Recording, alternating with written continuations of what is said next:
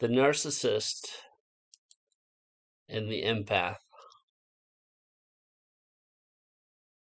is like a mirage to an empath.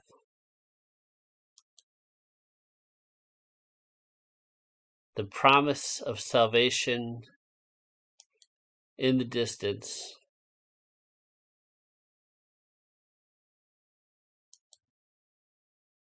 and the closer you get, the further away and the greater the thirst. And it's a great educational process for the empath.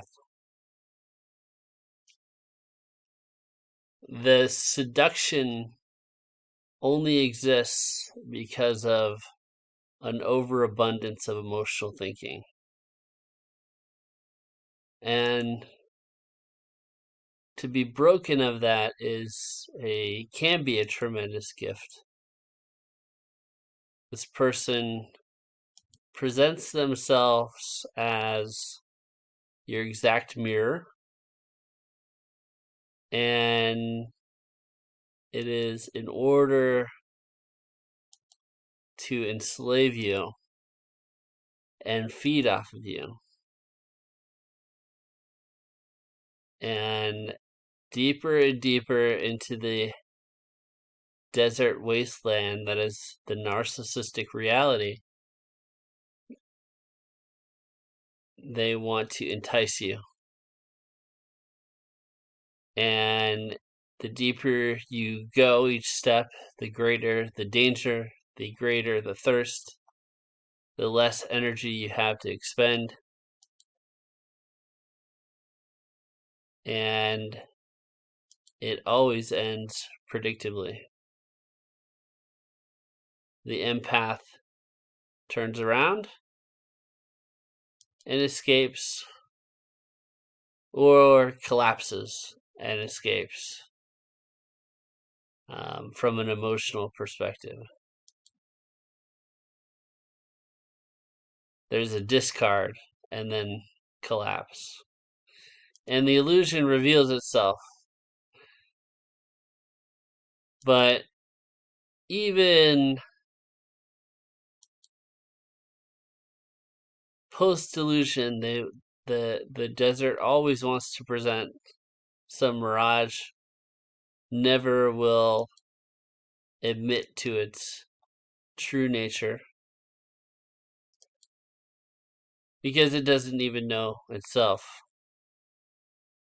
And so the temptation in this story is to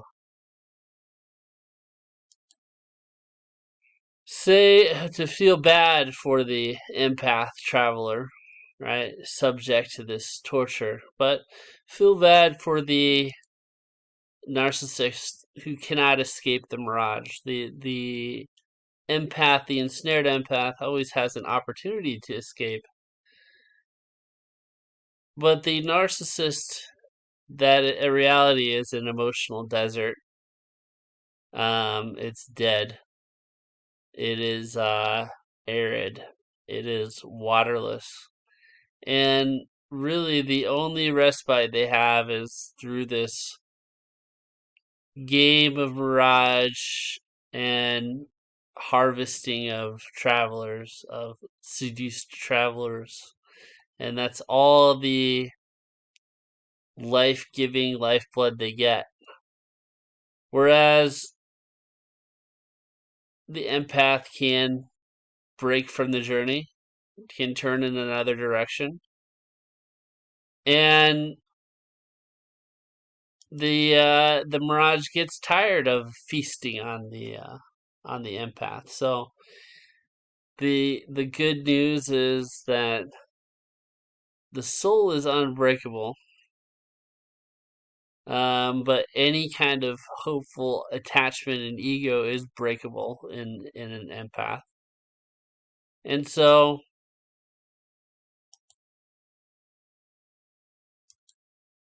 what this desert journey can give you is